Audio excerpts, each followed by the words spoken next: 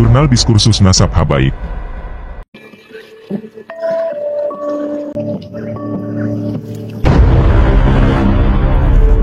Memudarnya otoritas keagamaan, polemik nasab habaib di kalangan pondok pesantren Al-Nahdliyin.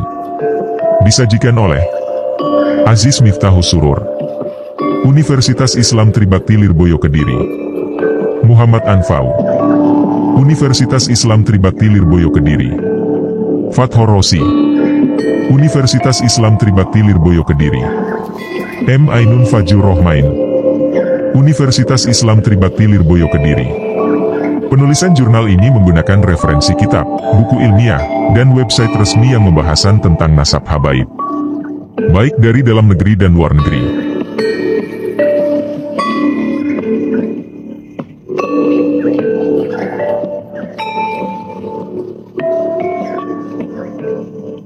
Polemik nasab habaib yang semakin banyak didiskusikan oleh kalangan agamawan dan akademisi mengharuskan perlunya penelitian polemik nasab habaib dalam persepsi pondok pesantren Al-Nahdliyin. Sejak awal berdirinya organisasi NU tidak ditemukan keraguan nasab habaib sebagai keturunan Nabi. Baru pada akhir-akhir ini sebagian kalangan NU meragukan nasab Bani Alawi sebagai keturunan Nabi, bahkan sebagian lain secara tegas menolak. Tujuan penelitian ini untuk mengetahui respon dan dampak polemik nasab Bani Alawi di pondok pesantren Al-Nahdliyin di Indonesia. Metode yang digunakan dalam penelitian ini berupa penelitian kepustakaan. Adapun sumber utama dalam penelitian ini, nasab habaib di Indonesia yang disusun oleh KH Imaduddin Utsman, dan buku risalah tentang Ahlul Bait dan Nasab Ba'alawi yang disusun tim Tarbiyah wa Dawah, Rabithah Alawiyah. Kedua buku ini saling bertentangan dalam memaknai genealogi Bani Alawi. Menurut Rabithah Alawiyah, habaib dan Bani Alawi memiliki ketersambungan darah hingga Nabi, namun pernyataan ini ditolak oleh KH Imaduddin. Ia secara tegas menyatakan nasab Bani Alawi terpusat dari Abdullah atau Ubaidillah. Kedua kitab tersebut memiliki standar masing-masing dalam validasi nasab. Kitab nasab yang sezaman menjadi perdebatan dalam menentukan nasab Bani Alawi. Sebab KH Imaduddin dalam penelitiannya tidak menemukan kitab abad ke-5 hingga 9 yang menyatakan Abdullah sebagai anak dari Ahmad bin Isa. Dari pro kontra tersebut, pondok pesantren Al-Nahdliyin merespon dan memberikan data sesuai kecondongan masing-masing institusi. Kata kunci, memudar, otoritas, pesantren, Al-Nahdliyin. Perdebatan tentang nasab Bani Alawi sebagai keturunan Nabi semakin memanas di Indonesia. Ini dimulai dengan tesis KH Imaduddin Utsman yang menyatakan bahwa silsilah nasab habaib di Indonesia terputus dari Abdullah atau Ubaidillah. Polemik ini mendapat respons positif dan negatif dari berbagai kalangan, termasuk di kalangan pondok pesantren Al-Nahdliyin. Meski demikian, mayoritas masyarakat NU meyakini bahwa Bani Alawi adalah bagian dari Al-Bait Nabi dengan ketersambungan nasab hingga Rasul. Namun, ada kelompok yang menolak pandangan ini karena perilaku beberapa habaib yang dianggap tidak sesuai dengan ajaran Islam. Meskipun sejarah mencatat hubungan harmonis antara NU dan Bani Alawi sebagai institusi yang saling melengkapi, beberapa masih meragukan koneksi ini. Hubungan antara NU dan habaib telah terjalin sejak awal berdirinya NU, bahkan beberapa habaib menjadi bagian dari struktur NU. Keduanya memiliki kesamaan dalam bidang keilmuan dan rujukan pemikiran dari guru yang sama. Peran habaib dalam dakwah selaras dengan visi dan misi pesantren. Rabithah Alawiyah merupakan organisasi yang menjaga dan melestarikan silsilah keturunan Nabi Muhammad. Organisasi ini telah terstruktur dengan baik di tingkat wilayah dan cabang di seluruh Indonesia. Beberapa karya ilmiah telah menjelaskan genealogi habaib di Indonesia, termasuk artikel yang membahas dakwah dari kalangan mubalik muda dan hubungan habaib dengan NU sejak awal berdirinya organisasi tersebut.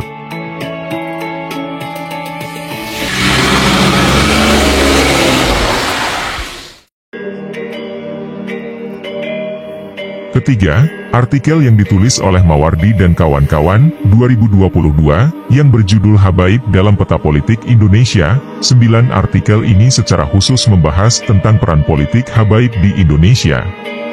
Keempat, Artikel yang ditulis oleh Abu Yazid Adnan Qutni dan kawan-kawan, 2021, yang berjudul Urgensi Nasab dalam Islam dan Silsilah Nasab Habaib di Indonesia. 10 penelitian ini lebih menekankan pada silsilah nasab habaib di Indonesia dan kedudukan nasab dalam pandangan Islam. Kelima, artikel yang ditulis oleh Safiul Anam dan kawan-kawan, 2022. Sebuah artikel yang berjudul Konsep Kaf'ah dalam Pernikahan Syarifah dengan Non-Sayyid. Penelitian ini menjawab permasalahan mengenai implementasi kaf'ah dalam larangan pernikahan antara syarifah dan non-syarif. Dari keterangan di atas belum ditemukan satupun artikel yang secara khusus membahas polemik nasab habaib dalam persepsi pondok pesantren di kalangan Al-Nahdliyin.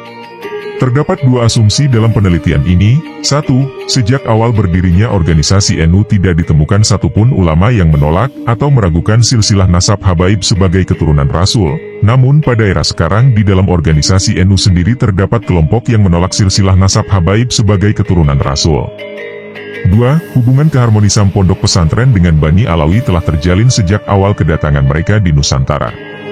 Bahkan banyak di antara kitab karya Bani Alawi dijadikan rujukan utama di pondok pesantren. Penelitian ini mampu menjawab respon dan dampak polemik nasab habaib pada pondok pesantren berbasis NU.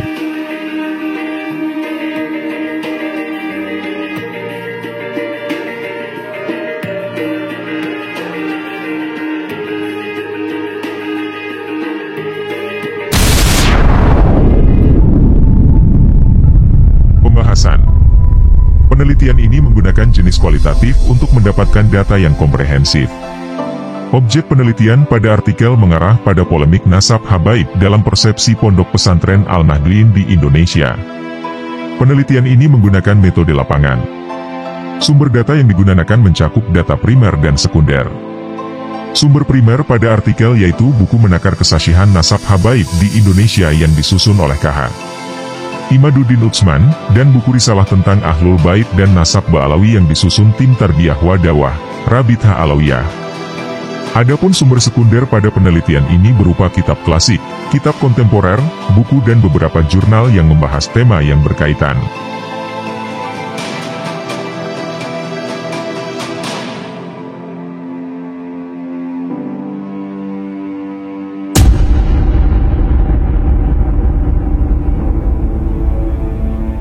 Penelitian ini menggunakan 3 metode dalam pengumpulan data. Pertama, observasi, yaitu dengan mengumpulkan data secara langsung untuk mengetahui kondisi masyarakat yang terjadi. Selanjutnya digunakan untuk membuktikan kebenaran dari desain penelitian yang dilakukan.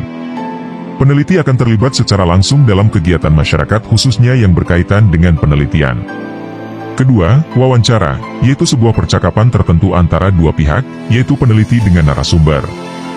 Dalam hal ini peneliti berhadapan langsung dengan responden untuk mendapatkan informasi secara lisan dengan tujuan menemukan permasalahan peneliti.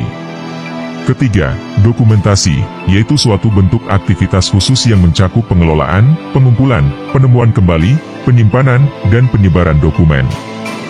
Dokumentasi sangat diperlukan sebagai bukti bahwasannya penelitian benar-benar dilakukan. Dalam hal ini peneliti akan terjun langsung di pondok pesantren dengan maksud meneliti dan mengamati segala praktek yang terjadi dan dilakukan oleh pondok pesantren.